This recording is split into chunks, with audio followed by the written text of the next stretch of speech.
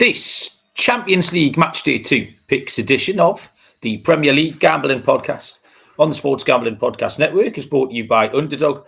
Underdog is hooking up new customers. Play just $5 and get $100 in bonus funds when you sign up with our code PLGP.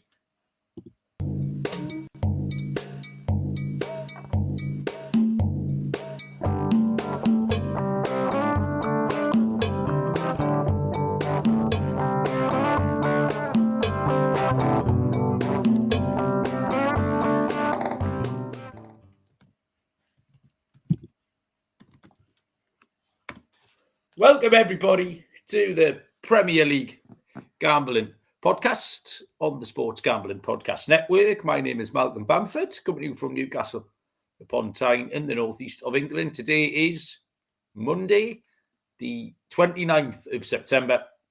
We are here to recap 90% of the Premier League weekend, which is finished already, before we get stuck into the Champions League Matchday 2 picks across Tuesday and Wednesday this week. We've got a little bit of time to get across the eye catchers from this weekend's Premier League action.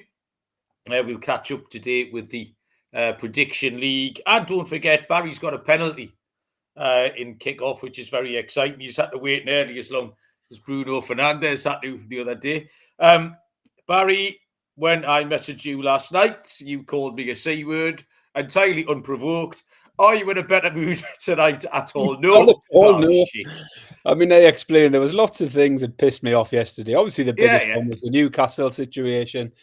I was in a foul mood and I just can't get myself out of it. I'm no better. No better at all. Well, that's good. So that's something to look forward to, readers. Barry in a foul mood for a nice change. I tell you what, we've got it a weird time tonight. It's 5:30 on Monday, just because my weekend fell apart, by the way, completely. I was meant to be doing fun stuff and it never really happened. So I had a busy weekend, but the games are Tuesday, Wednesday. So we've gone at 5:30. But there's a strong squad, Barry, in the comments. Everyone's turned up. Smudger first in. Michael Chapman landed his bet building as Joe Linton got booked. Slimmer 18's here. Joe Dollar is just antagonising me as always. James Mafia, Connor Mack, or is it Cormac in disguise? We'll never know. John Cullifay, Danny Not the Mackham, Chelsea, Harry, Connor Scully, extra Connors tonight. Who else is here? I think that's everyone for the minute. But if you are here, by all means, say hello. My weekend just went. I went out on Friday in Harrogate, which I was meant to. Got drunk, which I was meant to. During the night, Johnny Big Shades, you know Johnny Big Shades, thought he'd done something to a contact lens. Didn't know what he'd doing. He was dead drunk and effectively wrenched his own eyeball out of his socket, trying to resurrect the situation. So went to A&E in Harrogate. They sort of patched him up, told him to get straight to A&E in Newcastle. So on Saturday morning, he then asked me to drive him back to Newcastle when we were meant to be going out on Saturday to the football and stuff. So I was ill. I'd been sick. You know me, Barry. I'm not very good hungover. So I had to drive John's car back, not in the greatest frame of mind. So I missed my weekend away. Didn't get to go to the football. Then ended up having to go to work because I had a job on Saturday night. I couldn't really send our lass, could I, in the van while I was lying in bed. So I had to go and do that. And then sat through, it was my dad's 80th yesterday. That was all right. But then obviously went to the match and had my penis kicked clean off for the second time in a month by a 94th minute winner.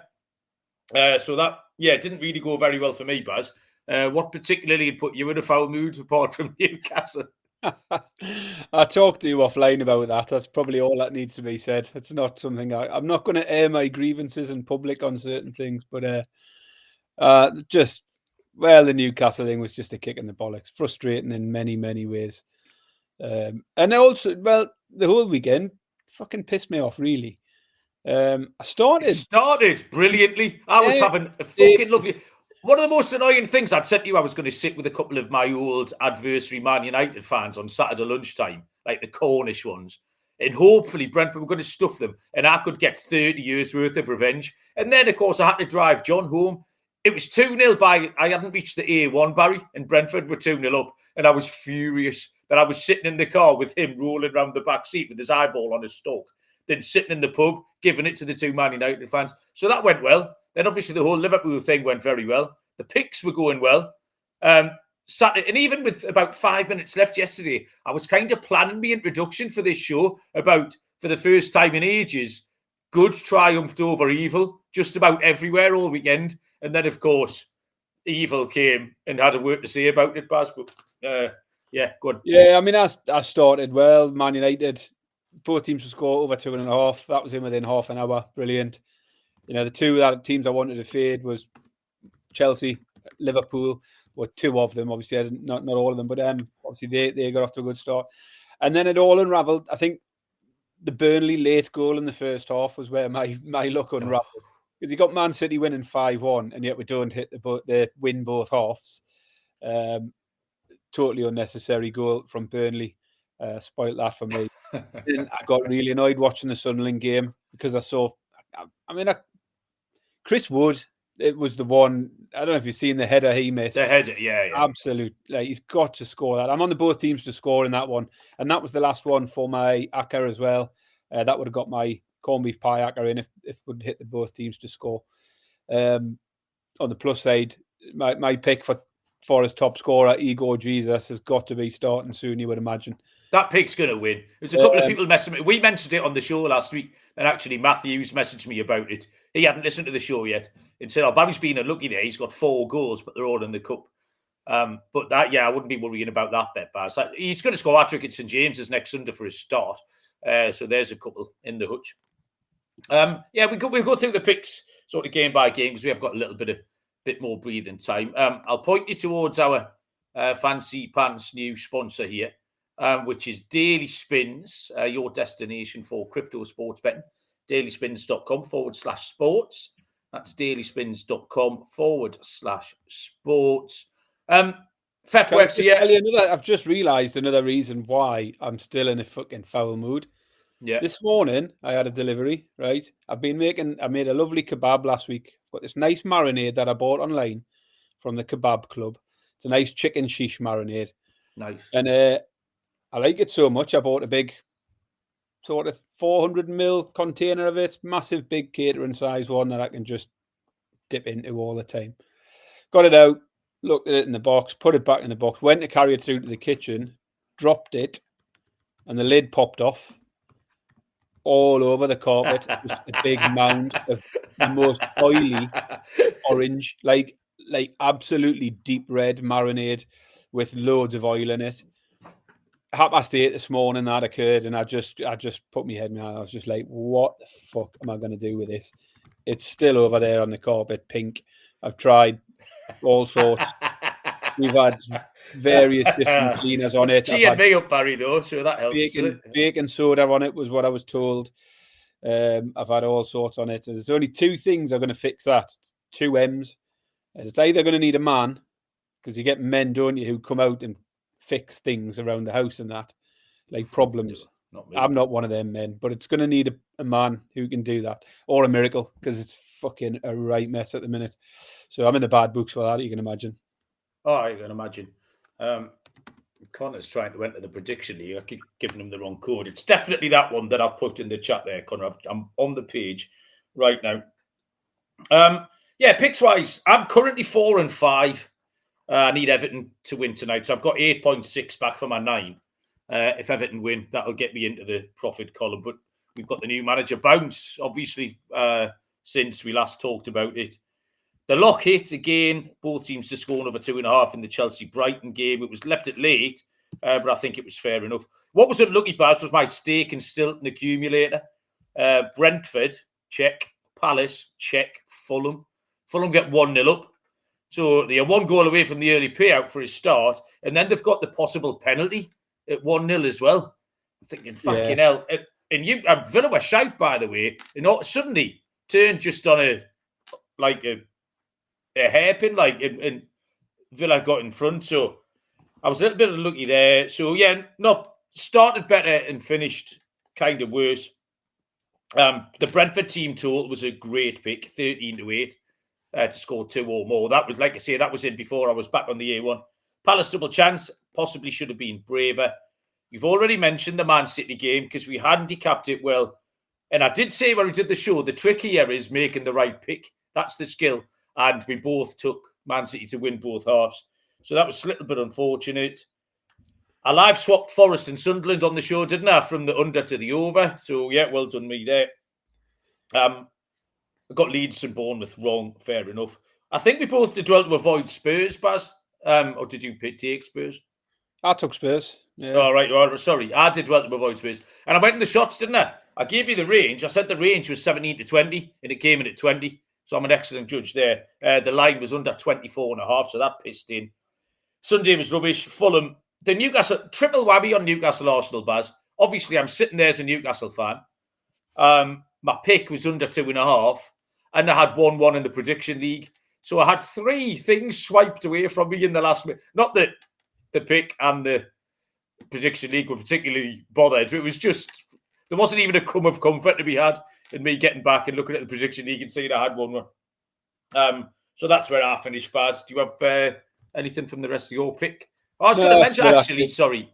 Connor's just mentioning that somebody in the chat mentioned Haaland 2 goals. Yes. I was going to shout them out. I mean, it was both an injury time and the second one was handed on a silver platter, which still, I'd rather be lucky than good, Baz. I should point out, I did triple captain Haaland in the Fantasy Premier League this week. We went from 1 assist and 15 points to 2 goals, 1 assist and 48 points in the space of those 5 minutes. So that was nice. That was the only thing that worked out well this weekend. Apart from my ladder, the ladder hit. Baz's ladder's returned this week. Over 6. That was a kick in the pants, Baz. Go on, you talk us through it. Well, yeah, it was a kick in the pants because I tried to get you to put some of our... You tried to get me to put a bet on it, but where was I? I was in bed hungover, wasn't I, Saturday night? You couldn't be bothered. God. You couldn't be bothered. So we didn't get our kitty on. But, yeah, over 6.5 was where we started, and we got up to over 9.5 at around 4-1. So 10 Spurs corners was decent enough. So happy enough with that. But, yeah, that was about it. We'll talk some actual football rather than betting angles. We'll do some eye catches. You what, mate? Do we have to? Yeah, we have to. Yeah. We are brought to you by mybookie.ag. Your place to bet on football and everything else. The prop builder is second to none. The motto is bet on anything, anywhere, anytime. Easy deposit and lightning fast payouts using crypto.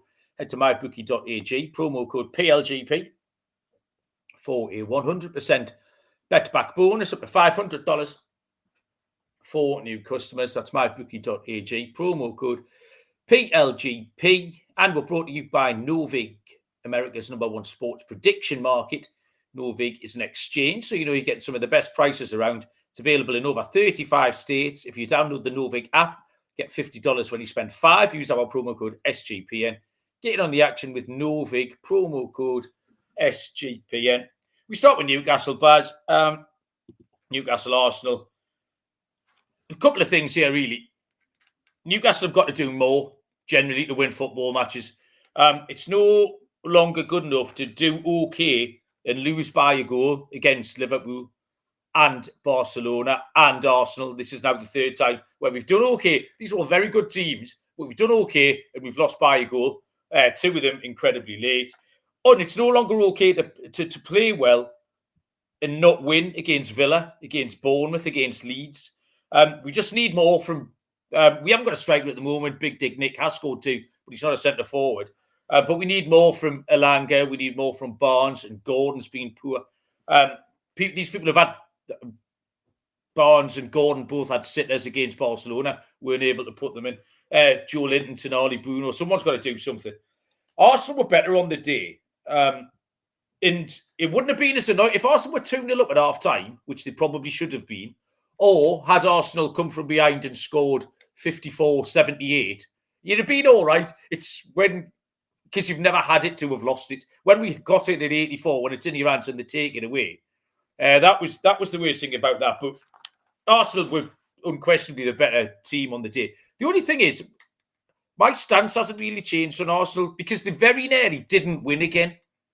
That we've seen Liverpool 1-0, Man City 1-1, and then they nicked it late yesterday. But Barry, they spent so much time doing anything except trying to win the game that it's going to cost them at some point. Like, it's become the whole personality. The playing for set pieces, they're taking forever over them. I timed one in the first half, Saka corner. It was about 48 seconds from by the time it was given. It's just become their identity completely. They're cheating, they're moaning, they're diving, they're whinging. And it will cost them. Concentrate on going to win them. I don't know what they're doing all week. That's what they want to do. They want to win the match that way. And it's such a fine line. It's been proven that if everything doesn't fall in place, you're fucked. And they nearly did it again. They got away with it yesterday. They deserve to win, no problem with that. But it's not a long-term strategy. Like, it's ridiculous. And also, but in both directions, I thought the officiating was absolutely incompetent. Like, it was VAR's nonsense, complete and utter nonsense. I thought the officiating was terrible. Things given that shouldn't have been given. Things that weren't given that should have been given. The tackle on Livramento that's seen him out for however many months he's going to miss, that was completely unpenalised. Regardless of even the big one, I'm not even talking about the penalty and Gabriel cuffing Nick in the face, any of that. I'm just talking about the general every 90-second decisions were absolute dog shit. So I did want to mention on this Arsenal Baz, they've come into favourites now, if we're talking outright markets. This morning, I was surprised at that. Really surprised. I've got the prices up in front of me. Hang on. When I looked this morning, it was 5-4 Arsenal, plus 125, and 7-4 Liverpool, plus 175. That competitions button doesn't fucking work. I just looked at Man City, 5-1 in that market. Yeah. Thought, that's too big, isn't it? Like, I mean, everyone's talking as if it's a two-horse race. I just think you've got to keep Man City in the picture at the moment, because neither Liverpool or Arsenal have convinced anyone entirely yet. Same as you, I thought the same about Newcastle afterwards. I wasn't cursing our luck or anything like that. You can't keep calling it bad luck. You've got to get better at seeing out games in that situation. It's not good enough to keep losing last-minute goals. If it was any other team, would be sitting here slagging them off, saying there's something wrong with their mentality because they keep conceding late goals. So you've got to be fair. It's all Nick Pope's fault. He just didn't need to kick the ball. And it's a shame because he'd had a brilliant game. Yeah. In the build-up, that he made some great saves. It was that kick out, totally unnecessary. And then coming out for the corner was shite as well. As I say, it's a kick in the bollocks. That's the bloke who's handled the ball and elbowed someone in the head who goes and gets the winner as well. Yeah. But I didn't come out of it wanting to make excuses saying, we've been fucking robbed there because we didn't get a penalty or we didn't get a red card. But as you say, VAR not looking at that. Because on another week, it's a fucking penalty. I mean, they say it deflected off. And we got knocked out the Champions League last year for a one that deflected up from Livramento's belly into his fucking elbow. And then another week, someone will look at that and see Gabriel blatantly just going into his head with his forearm and send him off. And we got away with one with Bruno in the same fixture a few years ago. And Arsenal fans will still moan about that now, 700 days later. But the overall was just an absolute shambles. And as I say, certainly not using it as any excuse, but some horrendous decisions yesterday. Andy Williams took some 12-1 Arsenal in 78 minutes. I'm delighted for you, Andy. Joe's contesting my theory that Arsenal didn't have 20 shots on target. Sorry, 20 shots, 9 shots on target. It's just the manner of it, Joe. Do you know what I mean? It's not like they were tearing us asunder, rapier like fucking one-touch football. It was just horrible. Some of the players aren't good enough. There's no way if you start Leandro Trossard week in, week out, are you going to win a Premier League? Like, there's a couple of them that just bang average. So, there you go. Palace and Liverpool. There was nothing fluky about this at all. It had been coming. Palace are very good. Liverpool were vulnerable. They were due one. I was fucking delighted it happened. Palace, what I wanted to look at here was Palace's odds, Barry, for a top 6, top 5 and top 4 finish. Because they are unbeaten in 18. They look very, very good. They've replaced... They haven't missed a beat since they lost Eze, which was the problem. What's the new kid up front called? He's got a name. He's got a name like... He has got a name like... it's a short name. Tory.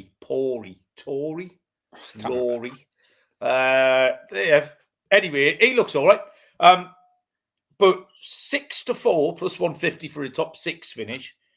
2-1 for a top 5 finish. And 11-2. They were 7-1 earlier in the week for a top 4 finish earlier this weekend. So there's been some money for them. They've been nipped in a point and a half. But yeah, Palace were good, and I was just delighted to see something terrible before Liverpool. Yeah, well, I mean, my pre-season picks have got off to a nice start because I took Palace in the handicap, and I took Palace over 47 points. So good to see Palace getting off to a good start of the season for me. Okay. Chelsea. Oh, sorry, Brentford, Man United. Next. I mean, the only Lee Smith making me laugh. The only thing about this was it just was so unsurprising. Like, I mean, Man United even money or something ridiculous. So, I mean, the only surprising thing was how unsurprising that it's barely worth commenting on. Oh, yeah, Man United got hammered again. Slightly unfortunate in spells, but could have been a million behind by then. Another VAR setback. Actually, that was the old good versus evil thing because Liverpool got a bad one for once, the corner. And the Man U got a bad one with a red card. It's just unheard of. Like, Pino is the bloke we're talking about. I told you. Cheers, Lee. So, yeah, anything on Man United, Brentford, Baz, it's just nothing to say, is there? No, I mean, a new Connor was in the chat before saying go easy on the Man United stuff because we've had it hard enough. But it gets a bit boring anyway, doesn't it? Really, there's not much more to say. Someone messaged me during the game saying if they lose this, surely that's it for Amorim. And I just thought, I hope it isn't because I just don't see anything changing. And the longer that goes on, the better it is for everybody else. I enjoyed Harry Maguire. I'm a big fan of Harry Maguire. He seems like a very nice man, but fucking hell, he's got no business standing at the back there when the more you watch it, and then Thiago comes onto the screen, you think, what's he doing over there? And how is he onside? And it's Harry Maguire, like, sort of doing that, stood at the edge of a cliff thing, waving his arms trying to play him outside. Conor Mack's got some 20-1 Thiago for top goal scorer, 5 places, which is handy. Chelsea, Brighton. We handicapped this absolutely beautifully, Barry. We'll repeat that Chelsea need a lot to go their way. Young team, get themselves in trouble. I don't know how much help the manager is again. I'm not sure at all how much help he is. I think if they win games, it's because they've got some good players, the likes of Caicedo and Pedro. But that was, again, another red card. Actually, Barry, in the regular series now with Malcolm Bamford's Football Insiders. Remember last week I broke the news that Steve Cooper was going to Brøndby 10 days after he did it. I got a phone call on Friday afternoon, Barry, at 10-1 from a concierge service, right? Said, can you be in Sheffield for 2 o'clock to deal a poker tournament at Nathaniel Chalabar's house? Trevor Chalabar's brother. So it'll be all the Sheffield Wednesday players, Trevor Chalabar, etc. So in hindsight, we had the inside track that Trevor Chalabar was up playing poker all night, then got back to London and then got sent off. So there's another one in the series of Malcolm Bamford's Football Insiders. And early went to Nathaniel Chalabar's house on Friday. 10-1, Barry Bad. Do you know where Sheffield is? Because it's not near Newcastle. I was like, I'm not getting there in an hour and 10 minutes. And then he said, name your price. I was like, oh, man. Like, Johnny Big Shades was picking me up at 2 o'clock to go to Harrogate on the piss. And I've got to either go to Harrogate on the piss or a name your price job. So I went to Harrogate on the piss anyway. That was the end of that. And the referee in that game was absolutely incompetent. How we missed the red card is preposterous. And then how did they not give the penalty when Gusto kicks Minty in the head? What did they used a word? They said the contact was, I can't remember what word they used. It's the stupidest description of, he just kicked him in the head. It was absolutely ridiculous. But Chelsea, Brighton, Buzz? Yeah, ill discipline, innit? Ill discipline once again, like costing Chelsea. As I say, nothing surprising, but obviously the red card makes a big difference in the game, doesn't it? Forest, Sunderland and Leeds, Bournemouth. I'm still not sure if Sunderland or Leeds are any good. But what they are certainly doing is a lot better than the last 6 promoted teams because they're just playing like normal football teams, not like insane 8-year-olds. Like, you were trying to complete 14 passes on their own 6-yard box before they're allowed to go forward. Sunderland have had an easy run of fixtures. Leeds competitive, and I was buzzing for Sean Longstaff because why not? So I don't really know what to make of any of that. But what it does do is anyone who isn't a Newcastle fan, if you're hoping Sunderland and then Leeds can do okay, is it opens up some of the markets for relegated teams like West Ham and now in there as favourite, Wolves, stuff like that. So yeah, much on that's. I think that's all my eye catchers. Barry, have you got anything to add? Yeah, I mean, as you say, it's one of those where we've seen the 3 up, 3 down for the last 2 years. So a bit of a change would be nice. And a few of those teams who've been circling the drain for a while getting dragged into it might not be a bad thing. Although at the moment Newcastle are getting dragged into it 6 games in. No, let's not worry about that just yet. But it does make it interesting, particularly with as you say, West Ham right down there at the moment. Be interesting to see how they get off tonight, whether Nuno Espirito Santo does get a tune out of them. Yeah, Brett, or not Brett B, as it happens, is in the chat asking for a bet on the Everton v West Ham game tonight. So there is one game left tonight. My initial pick was Everton. This was all before the manager got sacked. My pick was Everton, and they were 4-5. That's short now. They're into 3-5, Everton. I thought they might have lengthened a little bit. I thought, with give West Ham a bit more credit for the new manager, basically, but it doesn't seem to be the way. But the over and the under 2.5 is still 9-10 each of two, and I would still go towards it. The one thing, if Nuno can do anything, he can attempt to shore up the defence. He's not going to be able to do much in the 2 days, but he can certainly attempt to say, right, you 5. Go and stand up that end and don't let the other team score. Everton can defend. Everton are never full of goals. So, yeah. Brett's asking about the new manager bounce. It's short notice for that. And equally, West Ham might just still be absolutely shit, even with the new manager bounce. So, I would stick with the under 2.5. But my original pick was Everton team total. I fancied Everton to get 2 goals. And to be honest, I still don't mind it, but actually, I've looked at both teams to score tonight as a pick. I think I just wanted to factor West Ham in. As you say, he hasn't had much time to come in and change anything, but sometimes you just get the fact those players aren't playing for the old manager anymore, and suddenly they come out and put an effort in, regardless of how long they've had in training and stuff. So I wanted to factor West Ham in. I've ended up going with both teams to score tonight at around 10-11. I mean, even just looking in the chat here, we're getting different opinions on everything. There's people fancying both teams and the draw, and people fancying the unders and the overs. And good luck anyway, Brett. Nice to have you with us. Brett. It's not Brett. It's not Brett. It's definitely not Brett.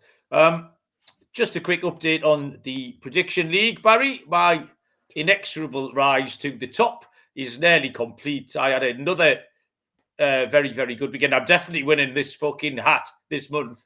No question, I'm winning my own T-shirt, Barry. I'm going to put it on as well. I'm up into third, 1 point behind Joe Dollar. If Arsenal hadn't scored that winner, I would have been in second. And Cameron Burke was the runaway leader. He is now just the leader. Still handy. If you want to talk, if you want to go and put the kettle or anything while I scrolled out to find Barry, that was a good joke, Barry. Barry, you're down in 14th position. Who else is here who's in the chat here? I'm looking at the score for this week. You got 3 correct results. Yeah. And 3 correct outcomes. Yeah.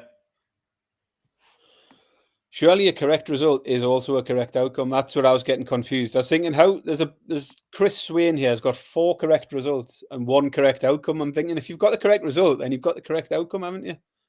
Yeah, but it's just differentiated, Baz. Don't be pedantic because you're shit at it. I'm being pedantic, yeah. Well, don't be, because I'm telling you not to be. Cormac's in 7th, tied with Lee. Who else is here? Harry's tied in 10th. Further down, Callum in 13th. Danny Midler tied 13th. There's Barry in 14th. Who else is live? Joe James Mafia. I reckon James Mafia's forgetting to put it on. He's down in 22nd. Come on, James. Pull your finger out. Right, okay. We're going to make some picks. Not Brett asking about the new Sky Bet app. Brett, it's absolute dog shit. It's like a 6th form project. Like, I can't use it. I haven't used it. The only bets I've got on there now are all me post-season MLB bets from April. Like 3 pages of LA Dodgers at 5-1, by the way, which is exciting. but you can't use it. I think that it's like they're trying to get you to not use it. It's like they want to close down. They want the day off. It's horrible. It's absolutely horrific. So, yeah, I agree with you. We'll make some Champions League picks once I tell you about Underdog. A great place to play fantasy pick'em. You can win up to 500 times your entry. Simply pick higher or lower on your favourite player stats. Available for a ton of sports. Brand new offer. Play $5, get $100 in bonus funds. Sign-up code is PLGP. And Rhythm is off to a great start in college football and the NFL. There's a leaderboard with weekly cash prizes for tracking your bets in the app. You can win up to $1,000 there. Use the promo code SGPN25 when you download the Rhythm app for 25% off your first month. Download Rhythm, use the promo code SGPN25. Right, Bazza. I've made 4 picks. I've made 2 on Tuesday and 2 on Wednesday. Do you want to tell me what you've got?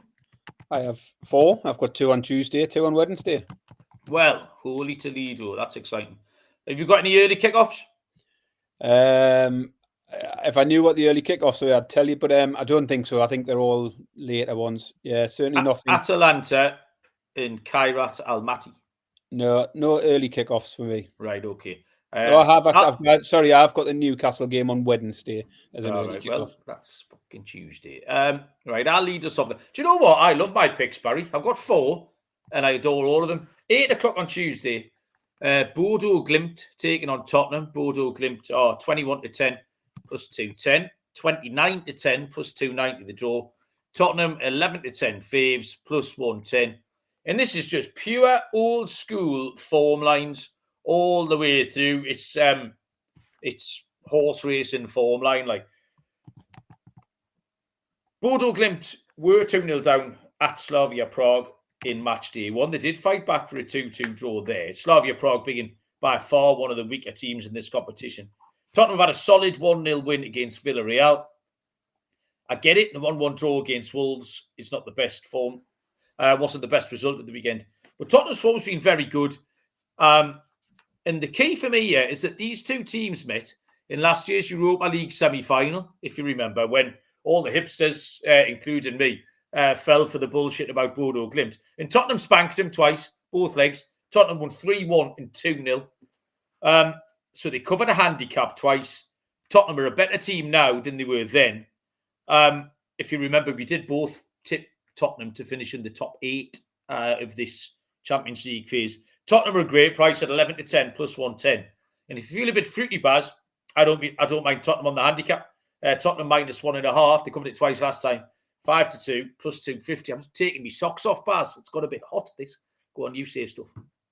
Yeah, I'm going to kick off mine then with Chelsea versus Benfica. Chelsea are 4-7. Is that minus 175? I don't know if that's correct.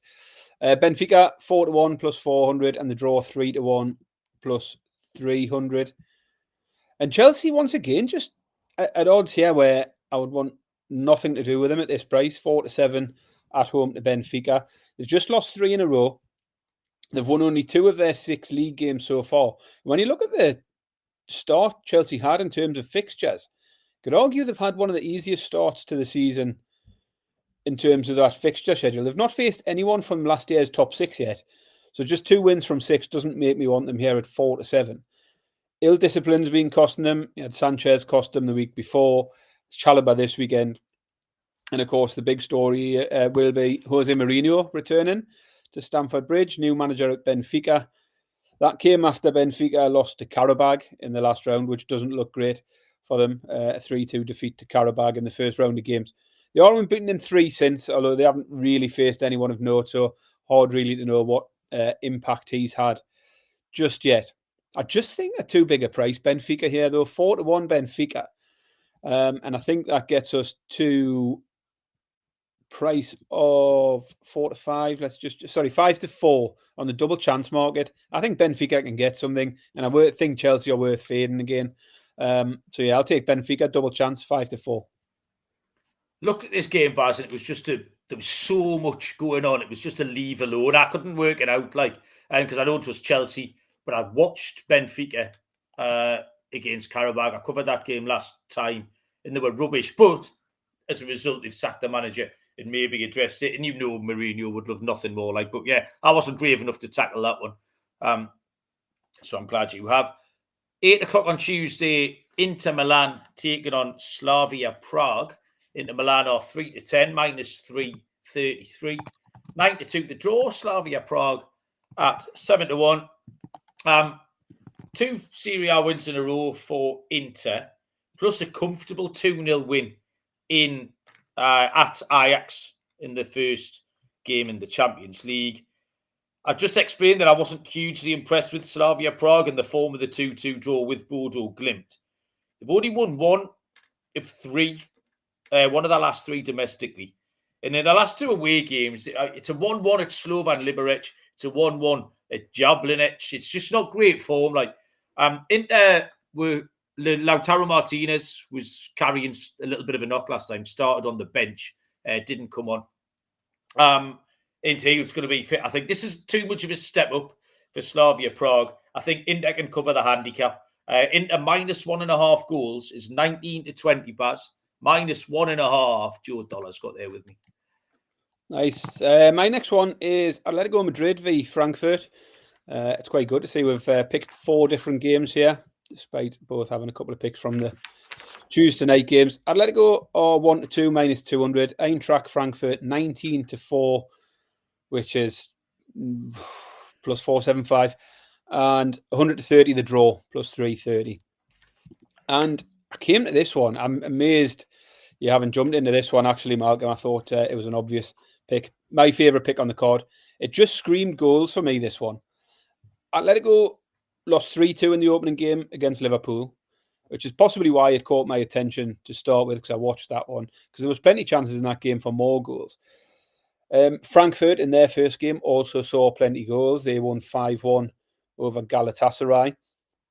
And the league forms continued it for both sides. Atletico won 5-2 against Real Madrid at the weekend. 3-2 win over Real Vallecano the week before. Both teams to scores hitting 7 of 8 for Atletico this season as well. So goals every week in their games. And it's very similar for Frankfurt. They, as I say, 5-1 against Galatasaray last time out in this. They won 6-4 at the weekend in the league against Mönchengladbach. Went 6-0 up and then conceded 4 in the second half. Finished 6-4. The week before, they lost 4-3 to Union Berlin. 7 of their 7 games, all 7 of their games went over 3.5 goals. And 6 of the 7 have seen both teams to score. Frankfurt have scored 27 goals already this season in 7 games, conceded 14.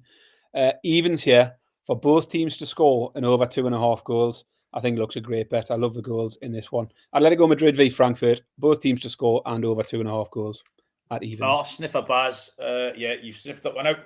A couple of games left, Barry. It is time for the game that's got the nation talking.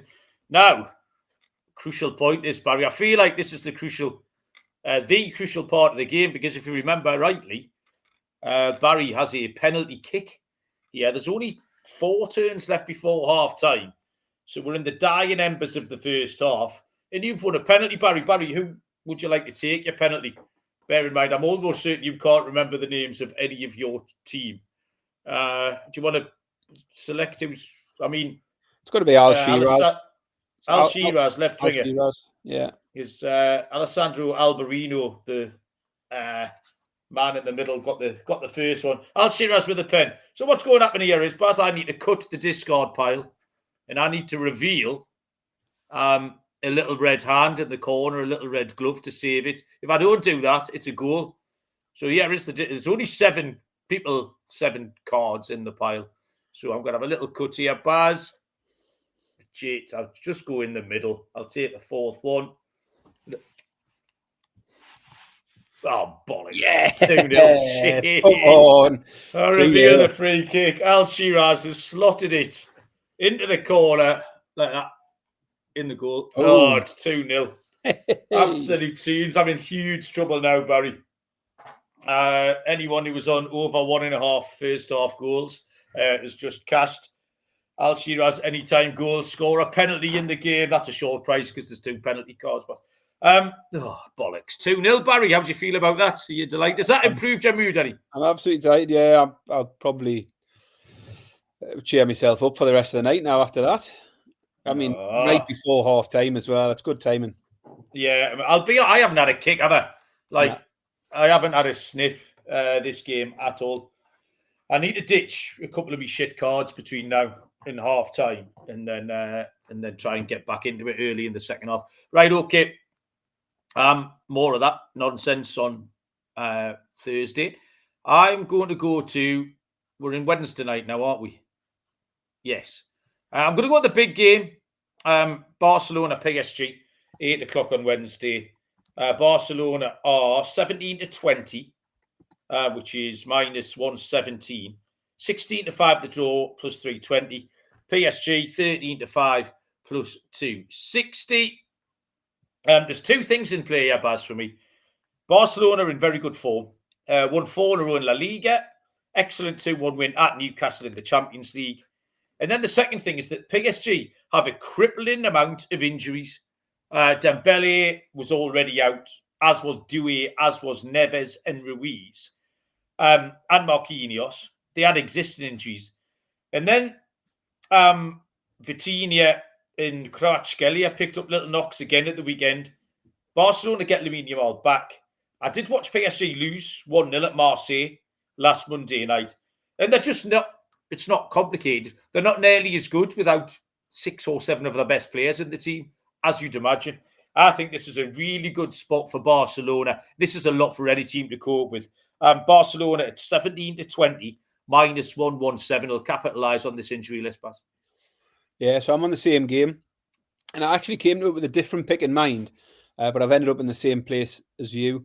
In the end, the pick I wanted was too short, was the reason why I moved away from it, not because I didn't fancy it anymore. My first thought was just Barcelona goals. Barcelona haven't lost a game since May. When they last lost, it was 3-2 against Villarreal. And what stood out is the goals they've scored. In that defeat, they've scored 2. They've actually scored twice in 16 of their last 17 games. Get 2 on the score sheet every week. And you look at where they came unstuck in this competition last year. They got knocked out against Inter, both legs finishing 3-3. So the same, even when they don't get a result, they seem to still get their 2 goals. So that's where I wanted to go. Barcelona team total 1-2, that turned out to be. So it was a little shorter than I expected. So then I looked at narrowing it down to 2 options. Either the over 3.5, factoring in PSG and whether they can get involved, or do I just go for the 17-20 for Barcelona? Because if I think they're going to get the 2 goals, is it going to be enough? And it was like that.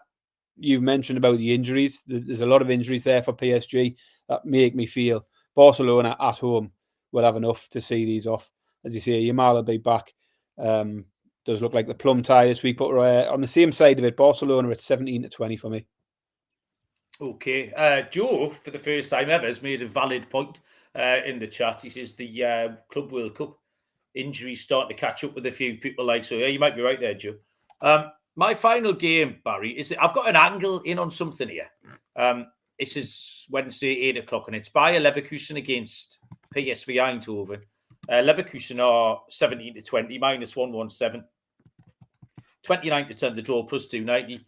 PSV are plus 290 as well.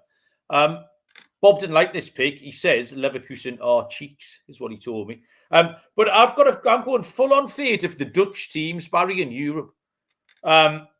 Ajax got beat at home to Inter Milan 2-0. PSV had a terrible result as favourites at home to Union Saint-Gilloise.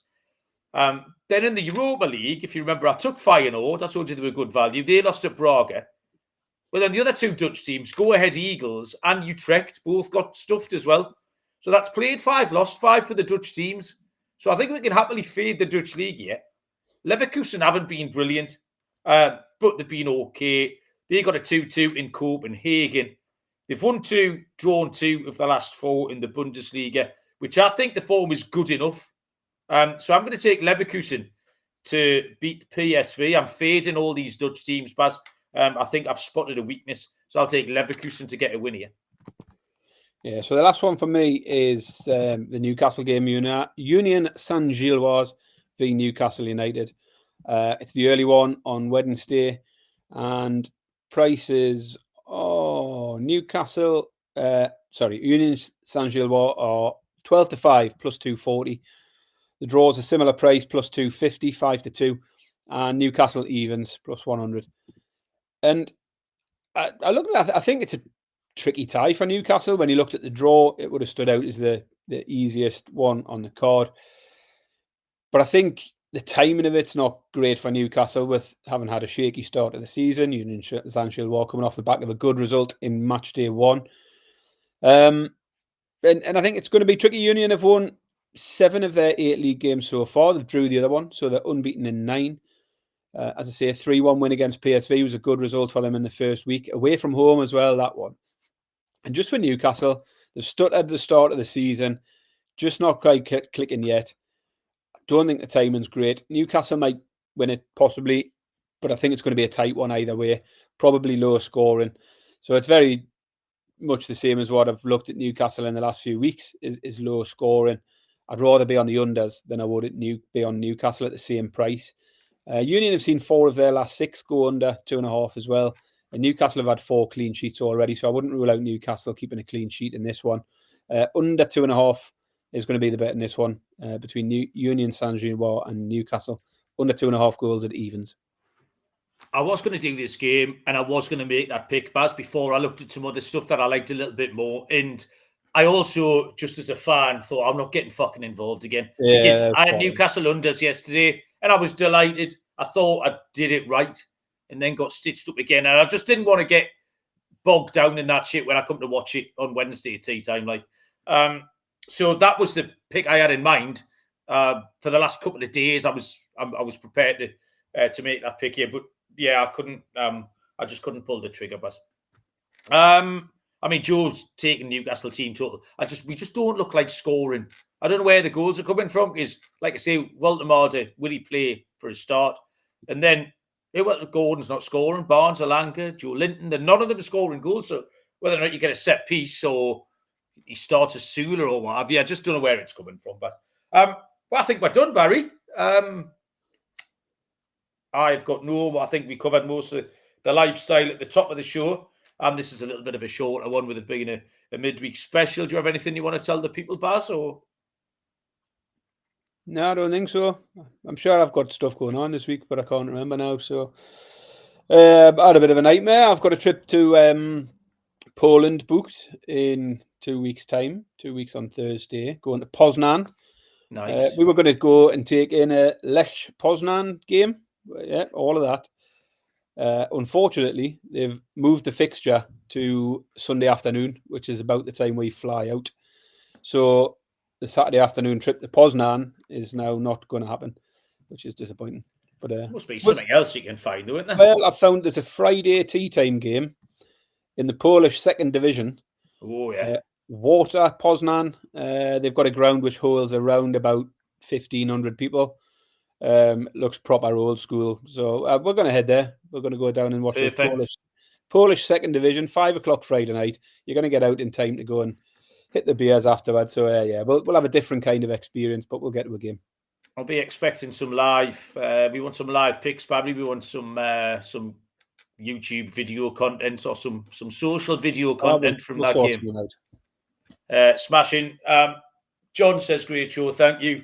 Joe has made a second good point ever, which is telling everyone to like. Just drop a like in on YouTube, and that forces this into other people's faces. And I think that's it. Enjoy Champions League this week. I am covering. I've got 2 games, Baz. Paphos, Bayern Munich tomorrow. I've got Arsenal v Olympiacos. So, Joe, if you want entirely unbiased 90-minute commentary of Arsenal v Olympiacos on Wednesday, you'll find it on game. Funnily enough, if I was going to go in, that Paphos game, Harry Kane goals, like you can get Harry Kane to score 2 at 5-2, and you can get him to score a hat-trick at like 10-1 or something. Harry Kane will get 2 against them. He gets 2 against everyone these days. So yeah, get on the little mini Harry Kane ladder. 2 goals at 5-2, and 10-1 for him to score a hat-trick. Beautiful. Good with all your picks. We'll be back with the Premier League show probably Thursday night. Until then, we will see you all down the road. Cheers.